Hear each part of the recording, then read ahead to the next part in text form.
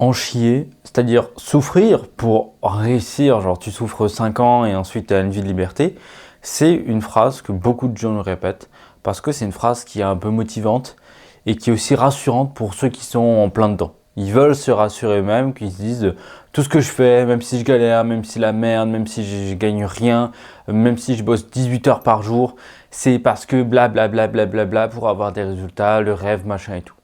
C'est un quasi pur argument de vente. Certes, il y a des fois où ça marche, où bosser comme un taré, oui, ça peut amener des résultats, mais je te parle uniquement des résultats et pas des conséquences. Les conséquences, ça peut être quoi? Par exemple, ça peut être simplement oublier de s'épanouir pendant ces dizaines d'années où tu vas travailler. S'enfermer en fait dans un truc en fait, tu ne sais plus faire que ça et plus profiter de la vie. Tu ne cherches plus qu'à avoir le plus de résultats possible et pas à profiter de ta vie. Et donc, au final, tu vas arriver dans 5 ans plus tard, tu seras libre et riche, mais du coup, tu sauras faire que ça, tu voudras toujours plus, tu auras peur de perdre, et donc tu vas t'enfermer dans cette bulle de travail, de gorée, de travail, de malade mental, quoi. Et du coup, tu vas jamais en sortir. Travailler comme un malade, ça ne marche pas à tous les coups. Il y a plein de gens qui travaillent à la mine pendant une vie entière, et ils ne sont pas forcément plus riches, ils ne sont pas forcément plus libres. Travailler dur, ce n'est qu'une partie du puzzle que tu dois avoir, que tu dois mettre en pratique pour du coup accéder à ce que tu veux en termes de rêve. Travailler dur, c'est même pas forcément la meilleure option. On peut travailler normalement, mais sur le plus long terme, pour rester plus longtemps dans le game ou dans un business, voire même on peut travailler en se faisant plaisir et avoir des résultats petit à petit, mais des résultats certains, et surtout la continuité. Alors pour tous les seuls qui vont regarder cette vidéo et se dire ouais mais lui c'est un branleur etc, il sait pas de quoi il parle et tout, souffrir ne veut pas dire avoir un résultat. Souffrir n'est pas la solution à ton problème. L'effort c'est contraire à la souffrance. Toi tu veux souffrir, tu veux travailler jusqu'à souffrir. Moi je te parle d'effort. Avoir un effort c'est quelque chose qui est difficile, mais ça va, tu peux t'en remettre. Avoir de la souffrance, c'est quelque chose qui va t'user toute ta vie. Toute ta vie, tu vas avoir cette boule au ventre, tu vas être fatigué, tu vas avoir ce stress, même pour la santé ou même psychologiquement, ça va être compliqué. Alors qu'un effort, même s'il est dur, tu peux travailler 10 heures d'une journée, beaucoup travailler, que ce soit un truc fatigant. Si c'est un effort sur le court terme, pourquoi pas? Mais moi, je te parle de court terme, quelques jours de rush pour, voilà, tu as un gros projet en cours, pourquoi pas. L'autre pièce de puzzle dont je t'ai parlé tout à l'heure, c'est le pourquoi. Ou plutôt le comment, ou c'est tous les autres trucs. Tu vois. Ok, tu travailles dur, mais si tu pédales dans le vide pendant 70 heures par semaine parce que tu es obligé de bosser dur pour sacrifice machin et tout, et au final tu as zéro résultat, c'est pas parce que tu as bossé 12 heures par jour que tu vas avoir un résultat.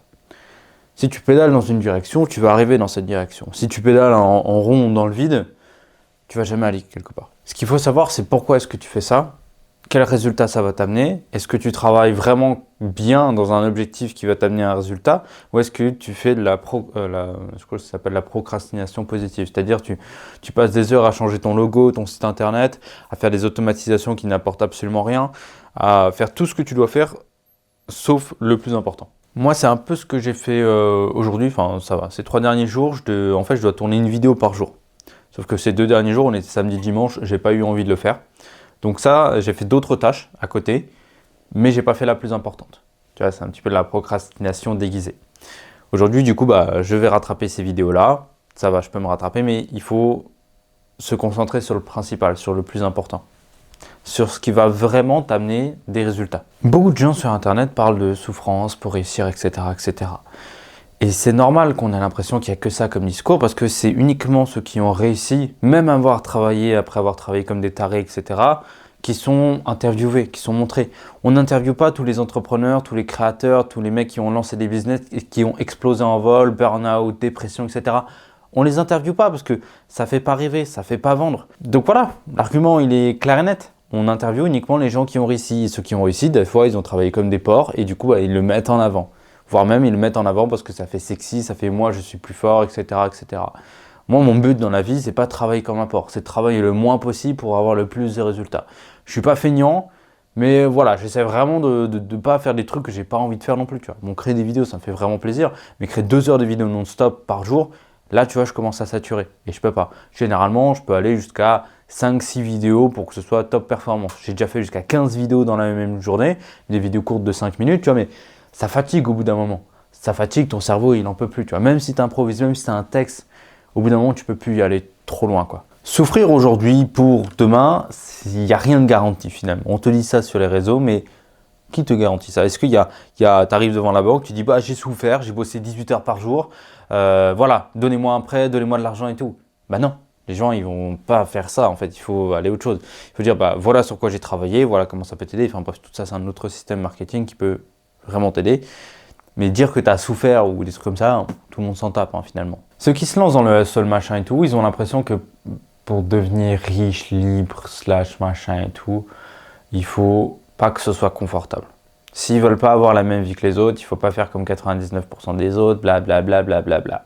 Sauf que le problème dans ce 1% restant, tu as on va dire 90% des gros cons de hustle qui bossent comme des porcs.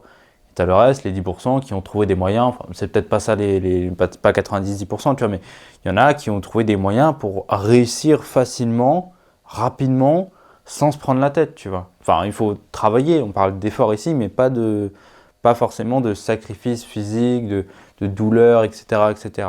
Et il faut tendre vers ce type de travail-là, de personnes. Par exemple, c'est travailler moins longtemps, mais être plus efficace. Avoir des méthodes de productivité, se concentrer sur tout simplement l'objectif numéro 1 tous les jours, et pas aller essayer de chercher ailleurs des trucs machin et tout, on s'en fout de tout ça. C'est ça qui va te faire amener un résultat concret. On s'en fout que tu aies galéré comme un porc pour atteindre l'objectif que tu t'étais fixé. Si tu galères comme un porc pour atteindre ton objectif, je pense qu'il y a un problème. Alors, il y a évidemment différents niveaux de galère, de douleur, mais si tu as quasiment explosé en vol, c'est qu'il y a un problème.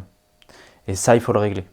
Il faut adapter des méthodes de travail plus saines, plus pérenne, c'est-à-dire sur le long terme. En fait, si tu exploses au bout de 3 ans dans ton business et que tu es super, tu as bien marché, mais tu exploses et du coup tu mets 10 ans à t'en remettre, ou ça te dégoûte, ou tu perds ta passion, ou des trucs comme ça, je vois pas vraiment pourquoi ça vaut le coup, tu vois. Moi, ce que je fais, je le kiffe tellement que, enfin, ce que je fais, c'est créer du contenu, tu vois, c'est être un créateur. Je le kiffe tellement que j'ai envie de faire ça tous les jours et toute ma vie. Donc, même si j'ai pas forcément des résultats de fou furieux, genre 10K par mois, etc., en ce moment, c'est pas grave. Je me contente de 2K par mois, super, j'arrive à en vivre, ça me fait super plaisir. Et plus je bosse, tranquillement, avec des efforts constants, mais des efforts ciblés, et ben je peux tendre vers ces 10K par mois, et voire plus, etc. On verra bien. Mais toute ma vie, je vais faire ça, parce que du coup, j'ai un système qui me permet de travailler bien et efficacement, sans me tuer à la tâche. Bon, pour résumer un petit peu cette vidéo, arrête de travailler comme un porc. Arrête de travailler comme un goré parce qu'on t'a dit que c'était comme ça, qu'il fallait, etc. Travaille juste beaucoup plus efficacement, supprime tout ce qui t'apporte pas vraiment de résultats. Moi au début j'ai commencé avec des to-do list de 14 tâches par jour, etc. Maintenant j'en ai plus que 5, il y en a juste 2 qui sont dans la productivité et 3 autres qui sont juste pour mon développement personnel et mon physique, c'est tout. C'est tourner une vidéo YouTube, préparer la vidéo YouTube de demain, aller marcher dehors, écrire 10 minutes dans mon carnet pour me vider la tête, et un exercice de gratitude. C'est uniquement ce que j'ai à faire chaque jour.